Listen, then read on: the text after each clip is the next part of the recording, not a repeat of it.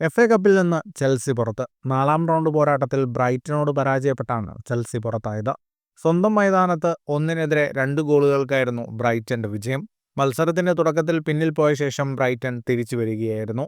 5-ാം മിനിറ്റിൽ പാൾമറിന്റെ ദുർബലമായ ഷോട്ട് തടയുന്നതിൽ ബ്രൈറ്റൺ ഗോൾ കീപ്പർ ബാർട്ട് വെർബ്രൈഗന്റെ പിഴവ് സെൽഫ് ഗോളിൽ കലാശിക്കുകയും ചെൽസി മുന്നിലെത്തുകയും ചെയ്തു. പിന്നാലെ 12-ാം മിനിറ്റിൽ വെൽറ്റ്മാന്റെ മികച്ചൊരു ക്രോസിൽ നിന്ന് ജോർജീനിയോ റുട്ടറിന്റെ ഗോളിലൂടെ ബ്രൈറ്റൺ സമനില നേടി.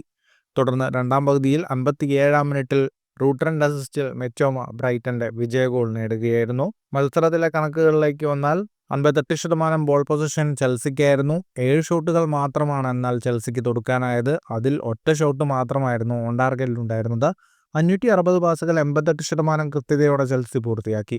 6 ഷോട്ടുകളാണ് ബ്രൈറ്റൺ തൊടുത്തത്. 3 shot on target. 418 പാസുകൾ 85% കൃത്യതയോടെ ബ്രൈറ്റൺ പൂർത്തിയാക്കി. വിജയത്തോടെ ബ്രൈറ്റൺ FA കപ്പിന്റെ പ്രീ ക്വാർട്ടറിലേക്ക് മുന്നേറി. ഫുട്ബോൾ ലോകത്തെ കൂടുതൽ വാർത്തകൾക്കും വിശേഷങ്ങൾക്കുമായി സ്പോർട്സ് കഫേ സബ്സ്ക്രൈബ് ചെയ്യുക.